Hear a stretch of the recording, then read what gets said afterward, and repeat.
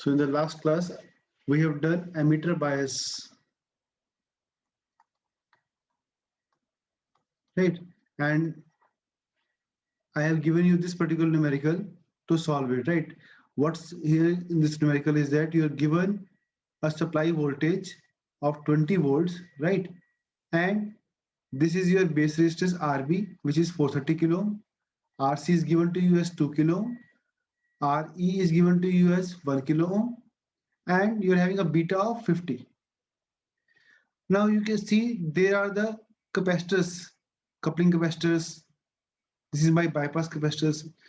So what is the role of this coupling capacitor? Let me tell you that this coupling capacitor is used, its name is coupling capacitor.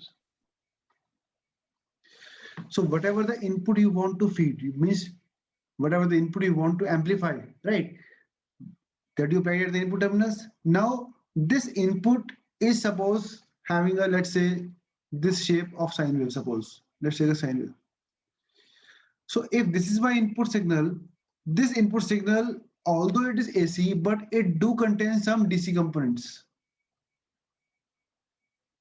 right? So the role of coupling capacitor is that to block DC. अब मुझे कोई ये बताओ कि why I want to block DC? What will happen if DC comes inside?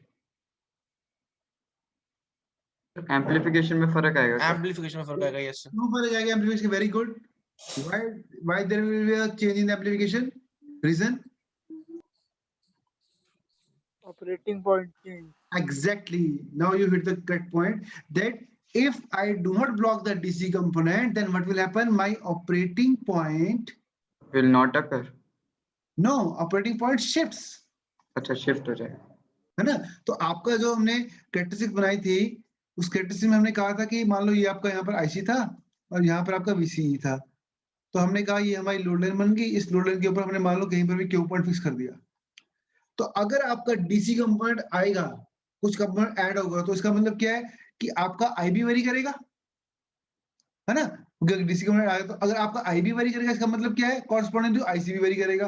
अगर IC very किया तो आपका operating point it may go upside और डाउनसाइड, कहीं भी आ सकता है, डिपेंडिंग ऑन डीसी कंपोनेंट कितना है उसके अंदर, right? So it means it will result in the fluctuations in my operating point, and once my operating point gets shifted, I am not going to receive the faithful amplification. So that is the role कि whenever we apply any external input supply to the amplifier circuit, we do connect the we do connect the coupling capacitors. Is it clear? This coupling capacitor blocks the DC coming from the input side. क्योंकि हमने already DC biasing कर दी है पहले। इसको मान लो ये आपका circuit है, ये आपका एमीटर बायस है, तो हमने पहले काम क्या कर दिया? We have already done the biasing and we have fixed the Q point. Now we don't want to change this Q point, so for that whatever the input I am applying, I need to filter out the DC component from that, so that a pure AC signal should come over there and it will get amplified without disturbing my operating point. Okay sir. Now coming to the other capacitor, आप देखो यहाँ पे मैंने लिखा हुआ CB. CB here stands for, let me take a second. CB is known as bypass capacitor. अब ये क्या होता है जनरली, जब से हम ट्रांजिस्टर बनाया ना मैंने, तो ट्रांजिस्टर के एमीटर पे लगाया मैंने और यहां से एक मैंने बाईपास कैपेसिटर लगा दिया। इसका रोल क्या होता है? इसमें क्या है कि जब हम कोई इनपुट देते हैं, हमने कहा कि हमने इनपुट एसी सिग्नल दिया, मान लो वो एसी इनपुट सिग्नल वो बहुत ही हाईली फ्लक्चुएट कर रहा था, तो बहुत हैवी अमाउंट ऑफ करंट आ गया, तो इससे कहीं मेरी ये रेजिस्टेंस डैमेज ना हो जाए। That is, I again repeat, if suppose I give any AC input signal and suppose its frequency is very high. If frequency of the input signal is very high, what will happen? It might damage this my resistor component and making the entire amplifier stop working. So what we will do? We will install, or we will just place a bypass capacitor. What is the role? That if I compute the bypass capacitor resistance, which is 1 upon omega into C. अब omega क्या होता है? 2 pi f into c. So it means if at any point of time I am getting a higher frequency spike, what will happen? What will the value of xc be? Sir बहुत बड़ी हो जाएगी, sir बहुत बड़ी हो जाएगी ना XCV, एक में बहुत छोटी हो जाएगी, सॉरी छोटी हो जाएगी. चलिए Approximately equal to 0 you can say. Depending on कितनी high आपने frequency लगाई. It means whenever there is a high fluctuations in your input frequency, in order to avoid your circuit to get damaged, we are using a bypass capacitor. अब bypass capacitor करता क्या है कि जैसे ही आपकी high frequency आई तो आपका XCB क्या हो गया? लो हो गया. तो it means it will be like this. तो सारा करंट यहीं से फ्लो हो गया. लेकिन जब फ्रीक्वेंसी हमारी नॉर्मल फ्रीक्वेंसी है तो उस टाइम पे XCB क्या होगा? हाई होगा. तो कैसे एक्ट करेगा? ऐसे ओपन. सर हमने इसकी जगह पे फ्यूज क्यों नहीं लगाया? लगा लो, फ्यूज लगा लो. उससे कोई फर्क नहीं पड़ेगा? फ्यूज का काम भी तो वही है. Okay sir. वही काम है ना कि जब आप मान लो आपकी हाई फ्रिक्शन है तो आपका फ्यूज डैमेज हो जाए कि आपका डिवाइस डैमेज हो. Okay sir. ठीक है. तो नाउ जितने भी आपको न्यूमेरिकल्स दिखेंगे, आपने अभी किसी स्टूडेंट ने बोला कि ट्यूटोरियल में हमारे पास न्यूमेरिकल में बाईपास कैपेसिटर नहीं मेंशन थे. Nothing to worry for, because in all these questions you are asked the DC voltages, DC currents. We are not talking about any input AC, है ना. तो अगर हम इनपुट AC देंगे तब हम एक कैपेसिटर लगाएंगे, बाईपास कैपेसिटर लगाएंगे. तो अगर आपको एग्जाम में कोई क्वेश्चन आता है उसमें आपको कैपेसिटर दिया हुआ है, वो दिया हुआ है, तो ये सब सोच रहे हैं कि कहाँ यूज करूं मैं इसको. तो अगर आपको DC वैल्यूज पूछिए तो आपका capacitor will be acting as what? Open circuits. Am I clear? Yes sir. So now let's come back to this question. So for this question, आप जिन्होंने लेक्चर नहीं लगाया था मैं बता देता हूँ फिर से. आपने करना क्या है? We have to do the DC biasing. तो DC biasing के क्या करोगे आप? जितने भी आपके ये सोर्सेज जो लगे हुए कैपेसिटर, इनको आप क्या कर दो? ओपन कर दो. तो आपका सर्किट क्या बन जाएगा? Let me redraw it. इसी को रिमूव करता हूँ यहाँ से मैं. तो ये हट जाएगा आपका यहाँ से, राइट. सिमिलरली ये भी हट जाएगा.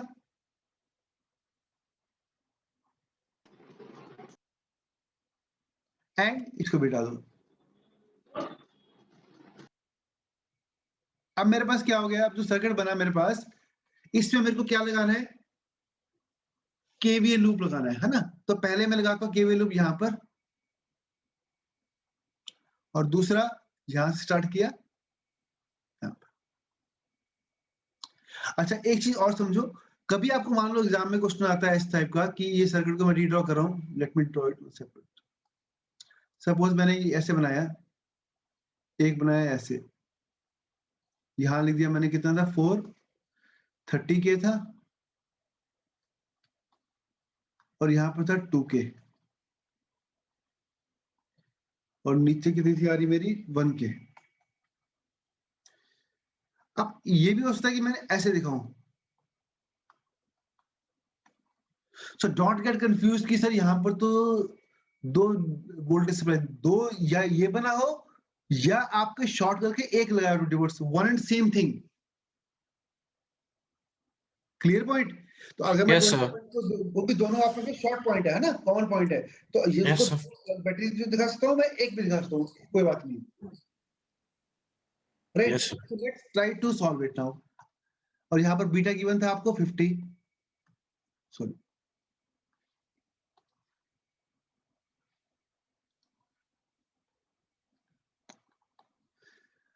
तो अब क्या करोगे आप? आपको निकालना क्या था इसमें? We have to determine IB, number 2 IC, number 3 VCE, number 4 VC, number 5 VE, number 6 VB and number 7 VBC. ये निकालना है हमें, है ना.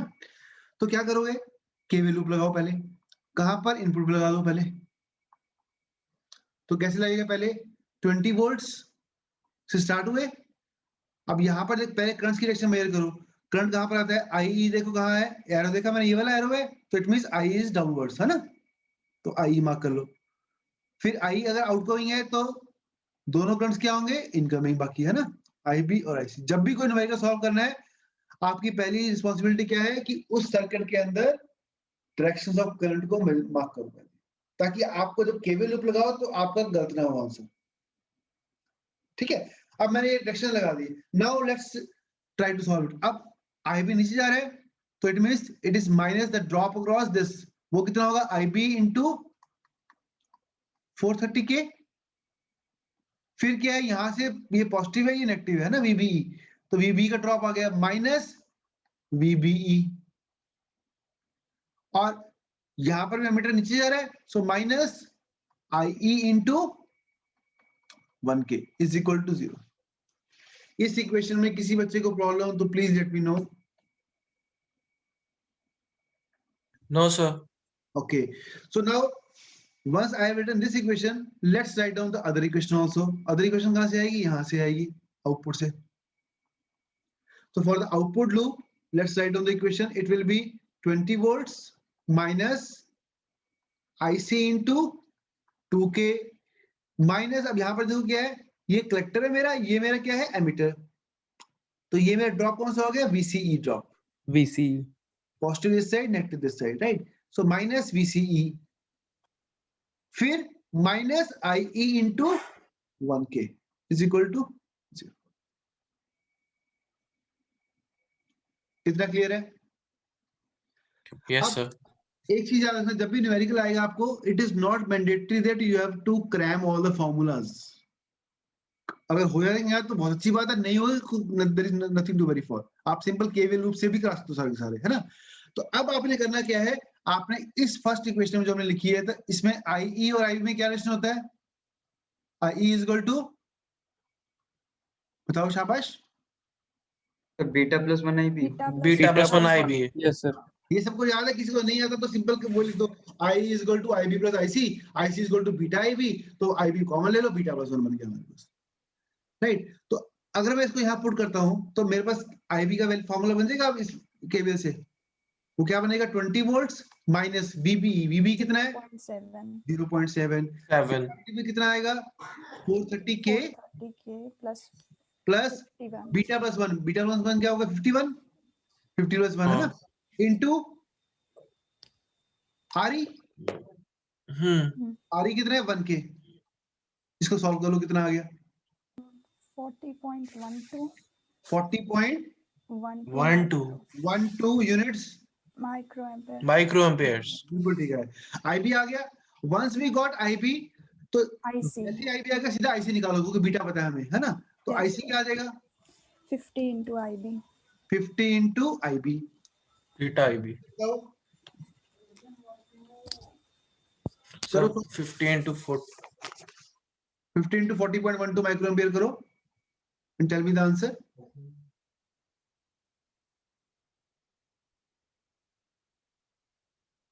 .006 यस सर 2.006 मिली एम्पेयर। ठीक है 2.006 मिली मिलियन। एम्पेयर। अब IC आ गया, IE भी निकाल लो। IB प्लस IC बिल्कुल ठीक बात, कर दो दोनों को ऐड। 40.12 plus 2.006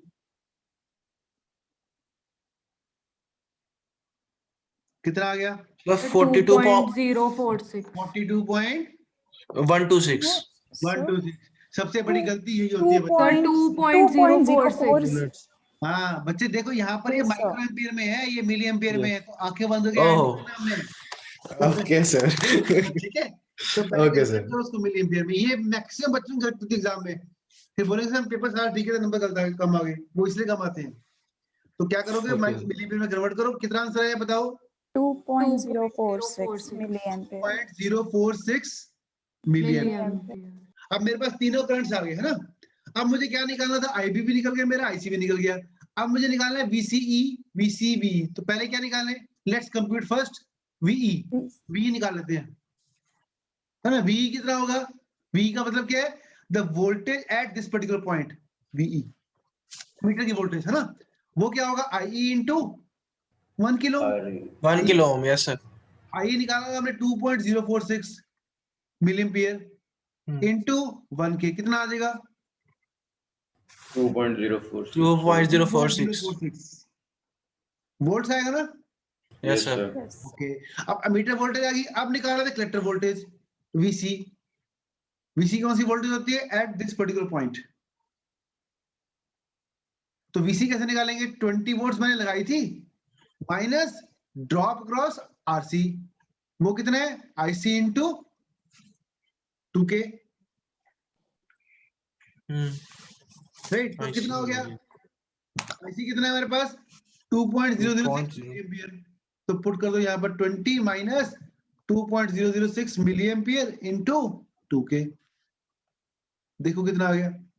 sir 15.988 988 8 volts. अब मेरे पास VC भी आ गया, VE भी आ गया। तो अब मेरा निकल जाएगा VCE। VCE क्या होता है? VC minus VE। जब भी आपको वोल्टेज नीचे लिखा हो ना V12 का मतलब क्या होता है? V1 minus V2। ऐसे VCE लिखा हुआ है तो VC माइनस VE, VBE लिखा हो तो VB माइनस VE, VBC लिखा हो तो VB माइनस VC। तो पहला सब्स्टिट्यूट कौन सा है? पहली वोल्टेज माइनस दूसरा सब्स्टिट्यूट वोल्टेज 13.942 13.942 सबका ये आ रहा है। Yes, sir. ओके, अब हमें क्या रह गई? VB रह गया। VB क्या है? बेस की वोल्टेज।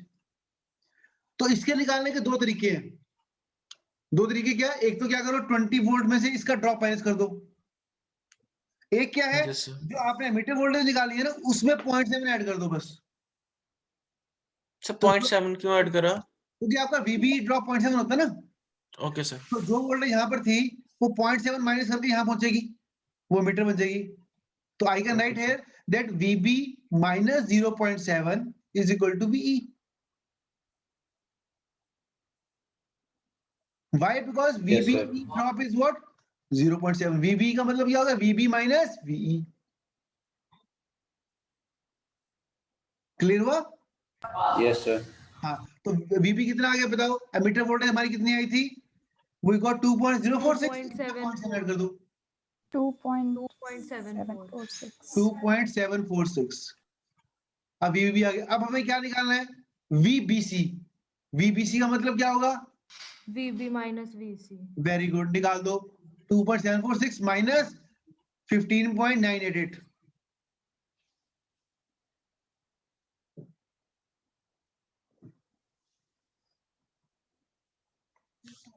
कितना आया? 13.24 13.24। सबका ही आया या कुछ और आ रहा है? अगर सबका ही आया तो ये आंसर बिल्कुल गलत है। So negative. हाँ, नेगेटिव बोला आपने। Yes, sir. Minus.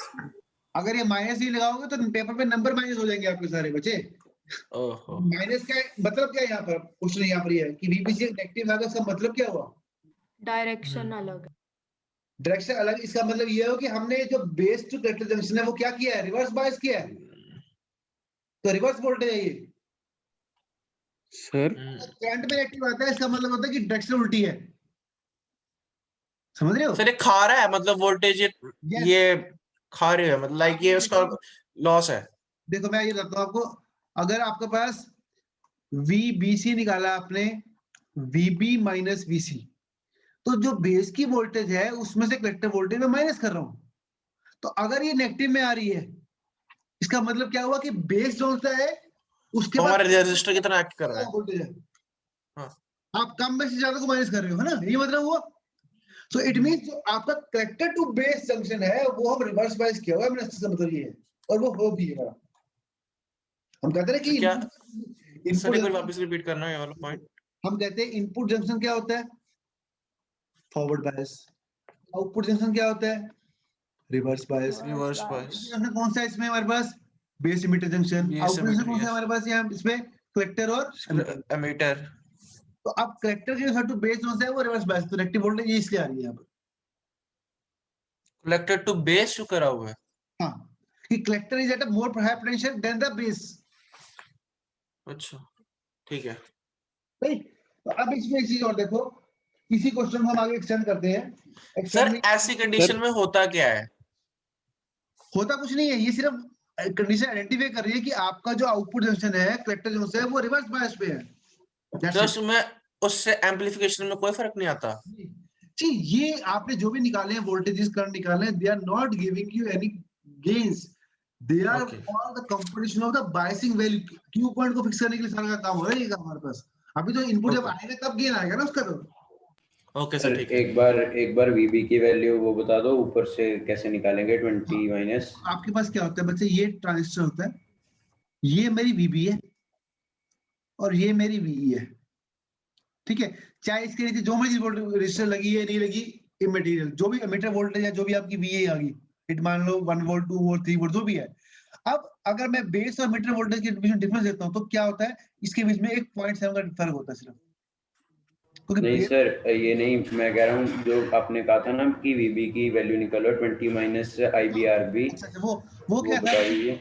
वो ऐसे था, यहाँ पर 20 वोल्ट है, यहाँ पर जी। आपकी 430 के था, है ये ना। सर वैल्यू मैच नहीं कर रही जो पहले वैल्यू आई है, तो पूछ रहा हूँ। कितनी आ रही है बताओ। मेरी सर 17 पॉइंट समथिंग आ रही है, 17.25 शायद। ओके चेक कर लेते हैं। आपका IB कितना आया था बच्चे, लेट मी गो बैक। जो आपका IB था, IB was coming out to be as 40.12 है ना, और यस सर। ये 430 के है, तो करो मल्टीप्लाई जरा, 40.12 into 10 raised to -6 into 430 into 10 raised to power 3, ये जो आएगा इसको माइनस करो 20 में से, ठीक है। हाँ जी सर, ठीक है ठीक है ठीक है, आ जाएगा। हाँ जी सर। हाँ, अब बच्चे क्या करना है हमने, आई विल सर टेल एक यू। नेगेटिव साइन का सिग्निफिकेंस बता दो, वो आप कौन से जंक्शंस बोल रहे थे जो रिवर्स बायस्ड होंगे, मतलब जैसे हमारा VBC नेगेटिव आया। देखो एक मिनट, वाल खाती, ये आपका मीटर है, ये बेस है, ये कलेक्टर, ऐसा होता है ना, यस सर। है ना। तो अब हम कह रहे हैं कि जो आपका इनपुट जंक्शन है, यहाँ पर मैंने क्या लिखा है, जो आपका इनपुट जंक्शन है वो कौन सा, ये वाला है जंक्शन J1, ये कौन सा जंक्शन है J2, ये आउटपुट है और ये इनपुट है, ऐसे होता है ना। तो हम कहते हैं इनपुट जंक्शन को फॉरवर्ड बायस करो और आउटपुट जंक्शन को रिवर्स बायस करो। अब फॉरवर्ड बायस कैसे होगा, डिपेंडिंग ऑन कि NPN को PNP ट्रांजिस्टर कौन सा है ना। तो अगर आपके पास base to collector voltage negative में आ रही है, जो आपकी आ रही है VBC, इसका मतलब क्या हुआ कि आपकी जो वोल्टेज है वो रिवर्स में लगी हुई है। Yes sir. तो नेगेटिव वोल्टेज का मतलब क्या है कि आपका वो पर्टिकुलर जो बेस टू कलेक्टर जंक्शन है वो क्या है, रिवर्स बायस्ड है। अगर मैं कहूँ फॉरवर्ड जोन से आपका एमिटर बेस जंक्शन, वो क्या है, आपका पॉजिटिव में आ रहा है, वो क्या होता है, forward bias. Is it clear और not? Yes sir. Now let's try to extend this numerical for understanding the concept of bias stability.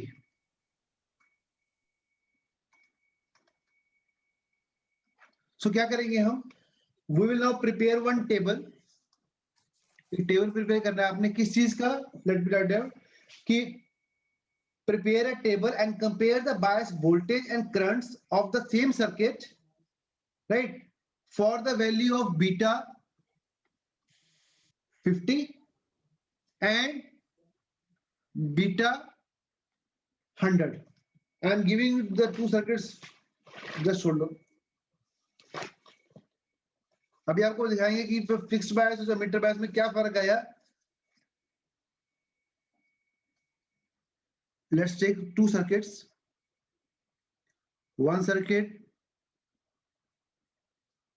ये हमने लास्ट टाइम सॉल्व किया था। अगर फिक्स्ड बायस का आपके पास अभी नोट्स है तो you can open that fixed bias, हमने एक न्यूमेरिकल सॉल्व किया था क्लास के अंदर, वही मैं न्यूमेरिकल लिख रहा हूं यहाँ पर।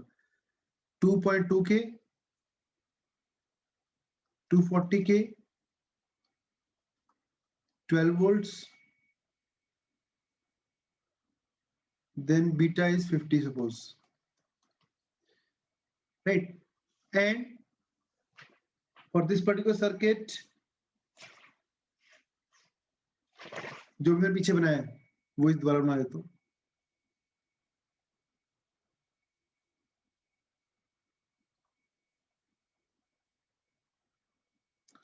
This value was 1K, 2K, 430K and 20 volts. अभी जो हमने क्वेश्चन किया था इससे पहले वाला, ये सेम क्वेश्चन था, है ना? तो अब हमें क्या निकालना है, हमें एक टेबल बनाना है। टेबल कैसे बनेगा आपके पास? Beta, then you write down IB in microampere. Next column write down IC in milliampere. Then write down VCE in volts.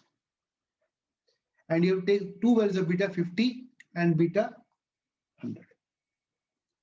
So ये आपका टेबल इसके लिए भी बनेगा, सिमिलरली टेबल इसके लिए भी बनेगा। समझ रहे हो क्वेश्चन को?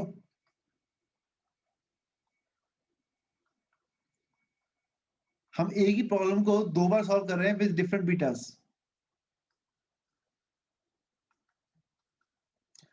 तो ये वाला लेफ्ट वाला सर्किट है, ये फिगर किस चीज की है? फिक्स्ड बायस की। ये किसकी है? एमीटर बायस की। सो नाउ अभी हमने क्या निकाला था? We have taken the beta 50, है ना? तो Yes, sir. आईबी कितना आया था हमारे पास, बताओ? 40 पॉइंट पीछे निकाला था, देखो 40.12 हाँ बोलो शाबाश, वैल्यू सब 40.12 माइक्रो एम्पियर। एंड आईसी कितना आया था?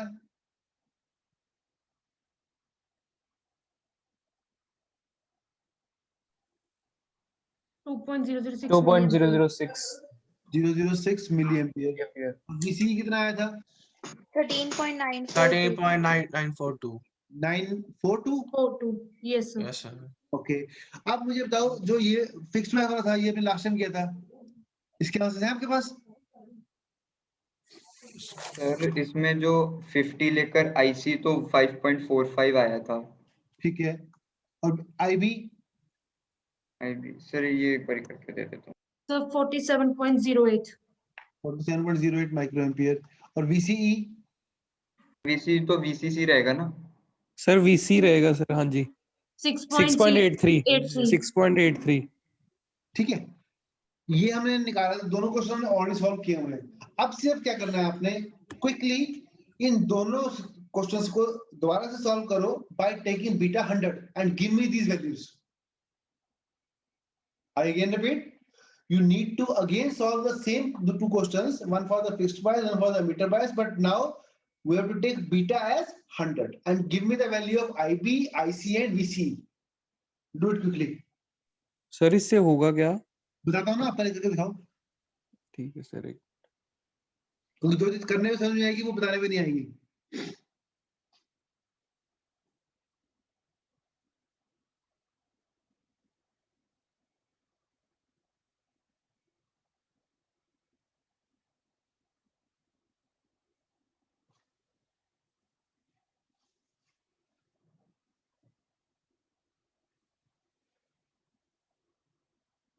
सर ये जो अभी आपने करा ना फिक्स्ड बायस में बीटा 50 लेकर, तो वो 2.35 आना था आईसी, सॉरी वो गलत बता दिया। ये 5.4 नहीं है, 2.35 आना है। एक मिनट, इसको कह रहे हो ना? Yes sir. Okay, let me change it. 2.35 milli ampere, बाकी ठीक है? सर बाकी ठीक है। ठीक है, करो।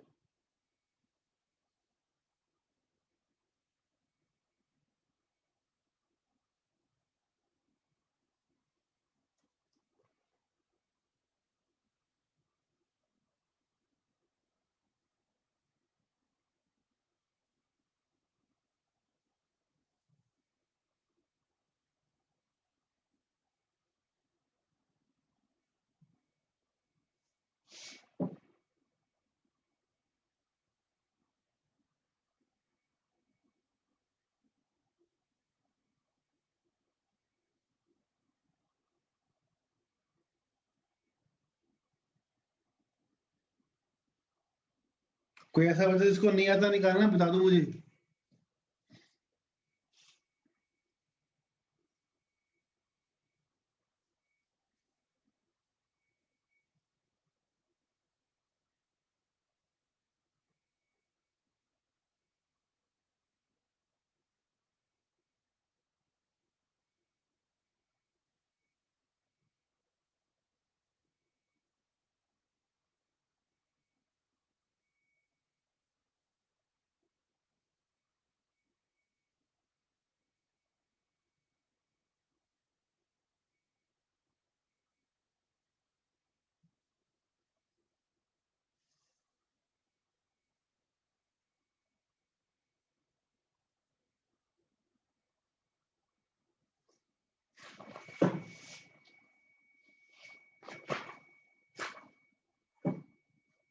आया आंसर?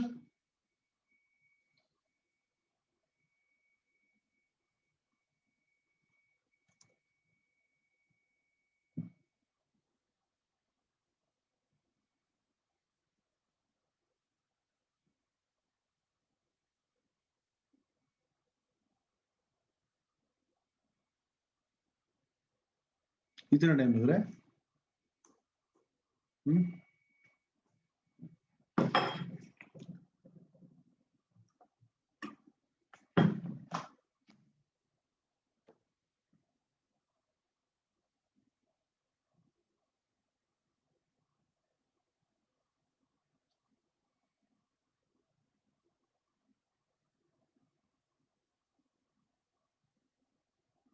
सर फिक्स बायस, हाँ बोलो।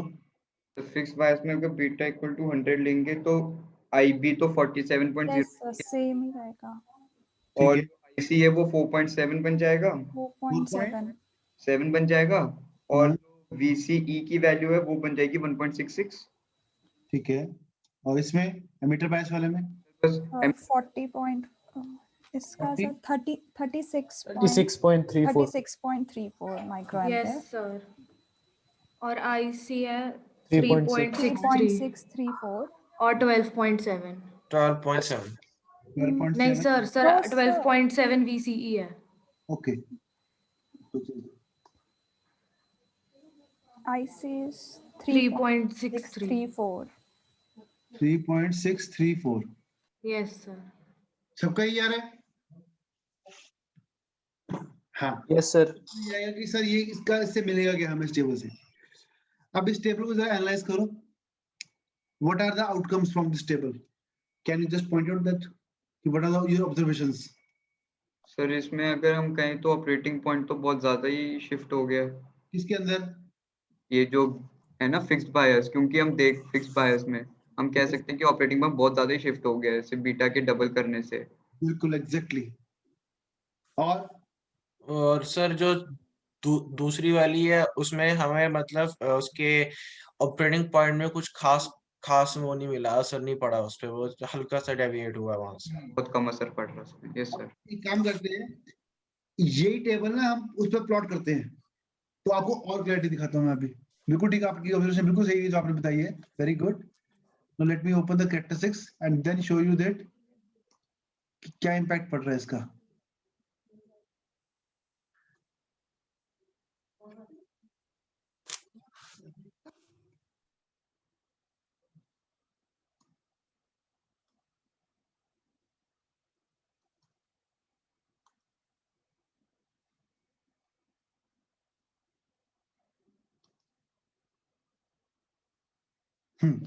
अब जरा मेरी हेल्प करो, पहले बात करते हैं फिक्स्ड बायस की, ठीक है? सो फिक्स्ड बायस में अगर मेरा बीटा 50 है तो what is the value of IC? 2.35 2.35 somewhere IC 2.35 is somewhere here. IB कितना है उसमें पहले बताओ? 47.08 47.08। ओके, ये आपका। और VC कितना है? सो VCE 6.83 6.83। चलो ऐसे करते हैं, इसकी बजाय क्योंकि ये डिफरेंट से बना हुआ है, हम अपना बना देते हैं। Let's plot the characteristics. यहाँ आपका IC है, यहाँ आपका VC है। हाँ, अब लेट्स से कि आपका कोई IB फिक्स कर दिया हमने, ये आपका स्कोर क्यू पॉइंट था। अब VC कितना आ रहा था आपके पास? 6.83 83 and what was the corresponding IC? 2.35 2.35 yes. ठीक है, this is let's say Q1. Q1 is for beta is equal to 50, ठीक है? Now let's talk about the beta is equal to 100 for the same specification. तो कितना है आपका VCE? 1.66 let's say 1.6 यहाँ पर है, और IC कितना आया? 4.7 4.7। Almost double. Yes sir.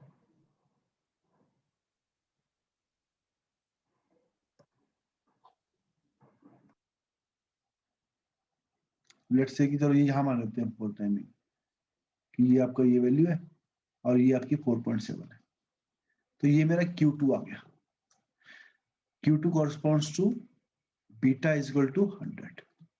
Now for the fixed bias configuration, what is our observation there कि if you simply change a transistor, beta आप चेंज नहीं कर सकते, beta कौन चेंज करेगा? You have to use a separate transistor for the different value of beta, right? तो जो आपका beta अगर आपने चेंज किया from 50 to 100, we find out that the operating point which was supposed to be like almost in the mid of the active region or in the low line, it shifts towards the saturation. ना? इसका मतलब क्या हुआ कि this type of biasing is not at all stable. अगर मैं कोई transistor different higher beta का लेके आऊंगा तो मान लो बीटा 100 से बीटा 200 कर तो ये और ऊपर पहुंच जाएगा हमारे पास. So it means fixed biasing technique is not suitable when I am talking about this change in the betas. हाँ मान लो एक ही बीटा पे काम करो that is different issue. But if I am using a different transistors, then definitely their gains are different. So if I use a transistor with a double or with a 100% increase in beta, then we found that the collector current almost get doubled, right? And it shrinks to almost 20% रह गया मेरे ख्याल से उसका, है ना? 15 to 20% के बीच में रह गया. Yes, sir. It results in the very high variation in my operating point, which is not desirable at all. Right? Yes, now sir. let's take the other thing. Other thing में क्या है? Let's talk about the emitter bias now. So if I now try to plot for emitter bias.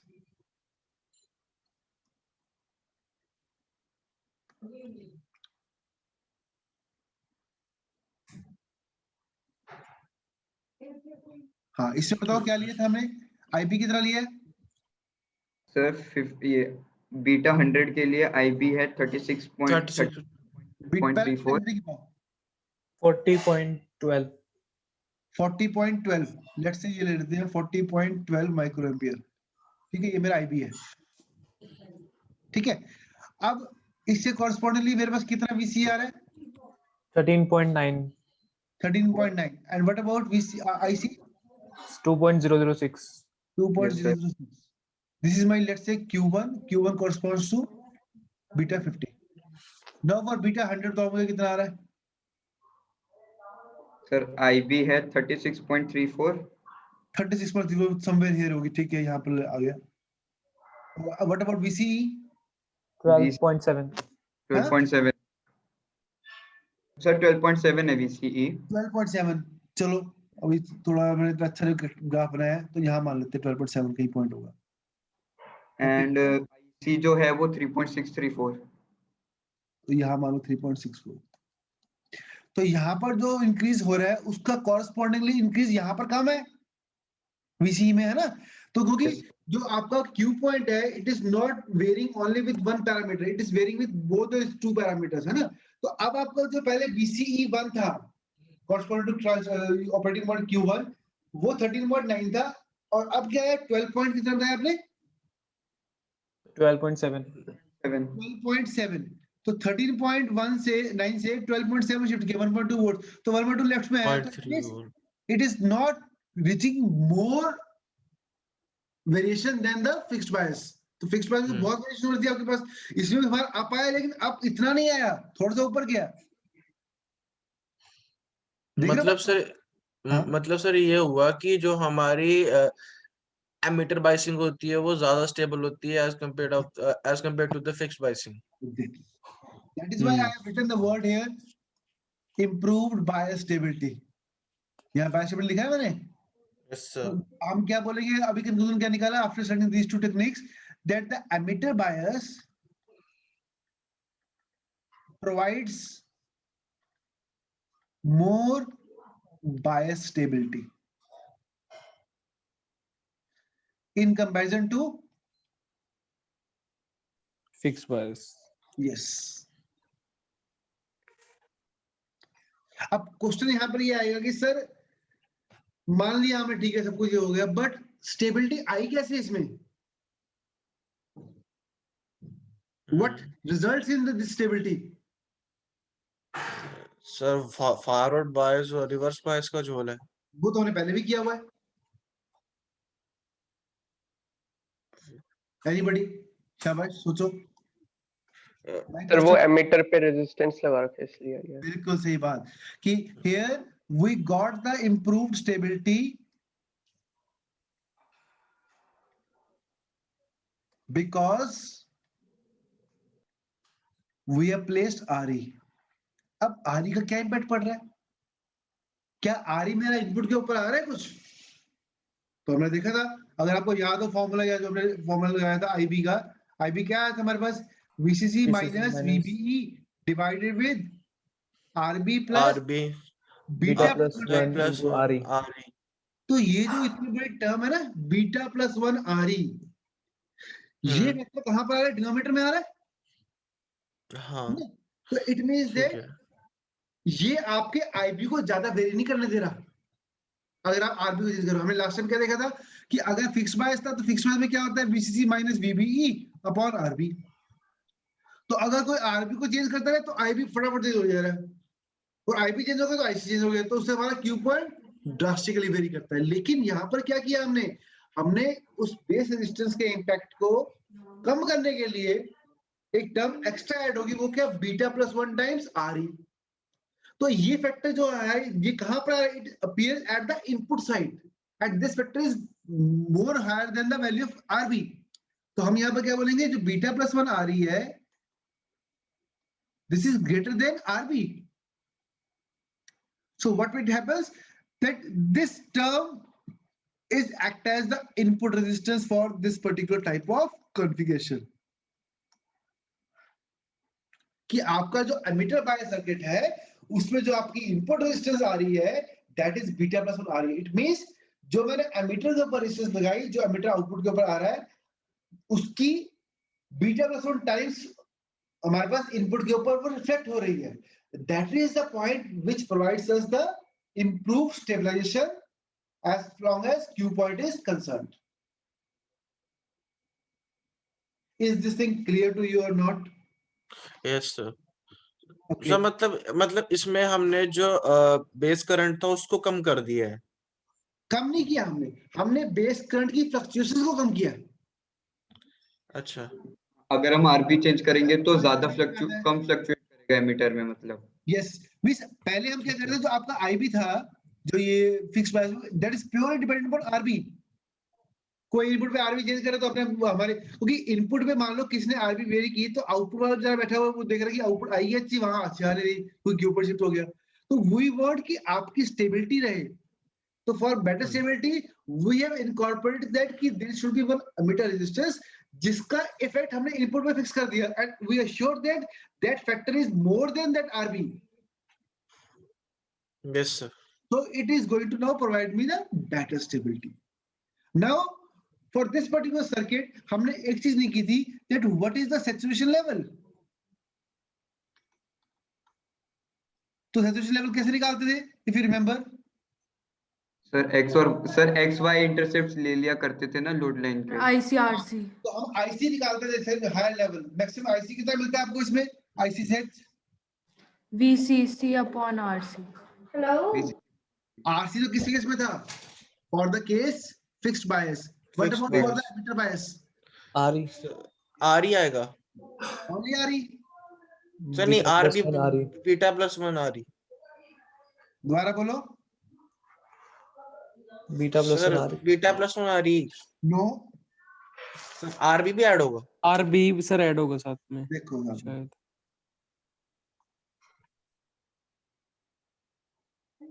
यहाँ VCC है, ये मेरा RC है, ये मेरा RE है ना। यहाँ लूप लगाओ, क्या आएगा? VCC minus ICRC minus VCE minus IERE is equal to 0 है ना। तो अब इसमें बताओ मुझे कि VCE कितना होगा, या मेरे को इससे IC निकालना है मान लो। तो यहाँ पर अगर मैं इस पर्टिकुलर इक्वेशन में मुझे IC सेट निकालना है, IC सेट कहां पर होगा? इस पर्टिकुलर पॉइंट पे होगा। Yes sir. इस एक्सिस में क्या चीज 0 होगी? VCE, because on the Y axis no VCE है ना। VC को 0 पुट कर दो।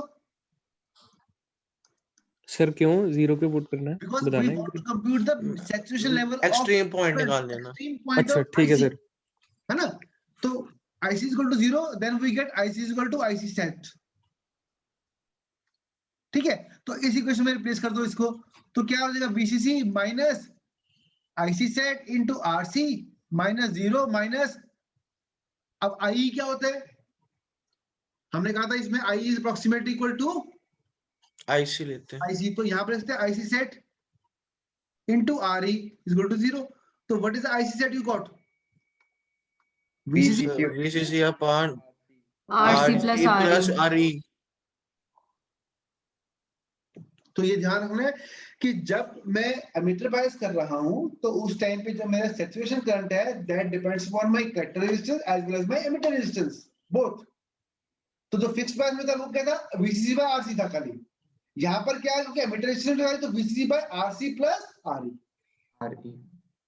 ठीक है, यस तो सर। अभी जो हमने क्वेश्चन किया था ये वाला पीछे, उसका अगर मेरे को IC सेट निकालना तो कितना आएगा?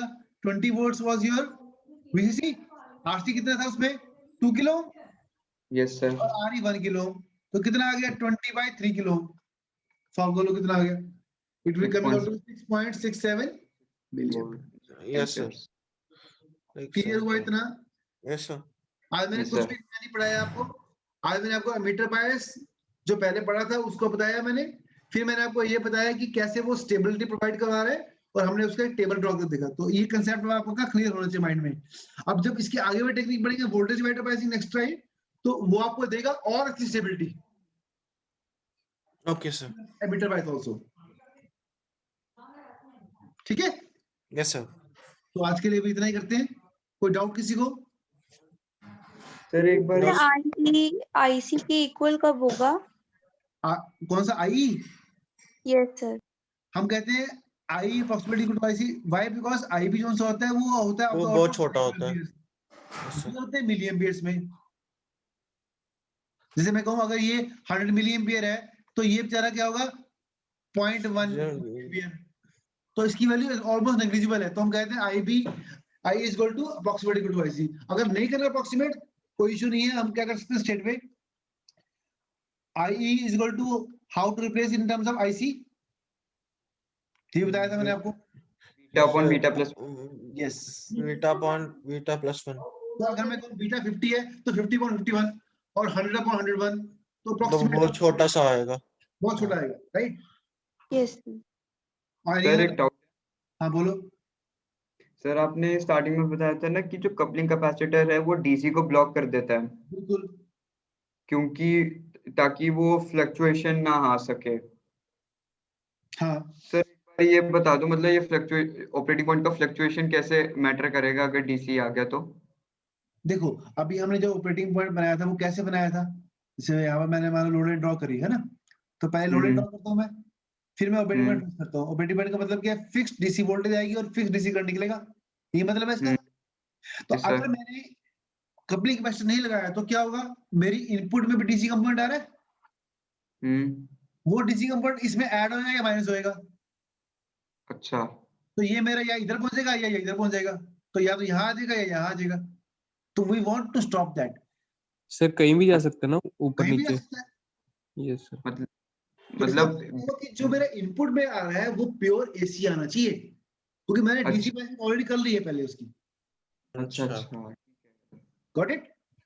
Yes sir. मतलब जो वीसीसी लगाते हैं वो डीसी अलग से जो मिस्सी लगाते हैं, बस उसका एसी वाला इफेक्ट होना चाहिए। हाँ, जो हमने ये वीसीसी सप्लाई लगाई ना बच्चे, supply, this supply is basically used for setting up the Q point. तो इसी में से बायसिंग कर रहे हैं, ये हमारी इनपुट नहीं है, ये हमारी सप्लाई है। हाँ हाँ हाँ, जैसे मैंने आपको एग्जांपल दिया था कि आप स्कूटर स्टार्ट करते हो यार, तो स्टार्ट कर रहे सेल्फ या किक मान लीजिए स्टार्ट ओनली, पर ये तो नहीं कि स्टार्ट करो तो चलता रहेगा अपने आप। नहीं नहीं नहीं, ऑपरेटिंग पॉइंट हो गया ना सर वो। तो सेम यहाँ पर ट्रांजिस्टर केस है। ट्रांजिस्टर को पहले तैयार करना है, उसके लिए पहले क्यू पॉइंट सेट करना है। इसका मतलब डीसी बायसिंग करनी है पहले। जब डीसी बायसिंग होगी आप इनपुट दोगे, उसको एम्पलीफाई करेगा, और उस इनपुट में कोई भी डीसी ना आए। अच्छा ठीक, मतलब सर जो हमने वहां पर कैपेसिटर लगा रखे हैं वो एज ए फिल्टर काम कर रहे हैं। Exactly, very good, that acts as a capacitive filter. Okay sir. ठीक है सर। क्लियर? मतलब क्योंकि एसी का भी और डीसी का आ जाएगा तो फिर फायदा नहीं रहेगा। क्यू पॉइंट अच्छा मिक्स होके आ गया तो वो डीसी मेरे डीसी बाईसी को खराब कर देगा। हाँ ठीक है हाँ। तो मैं चाहता नहीं कि कोई डिस्टर्ब करे उसको, क्योंकि यस अगर कोई डिस्टर्ब हो गया तो मेरी एम्पलीफिकेशन खराब हो जाएगी सारी की सारी। Okay got it? Yes yes sir. Sir.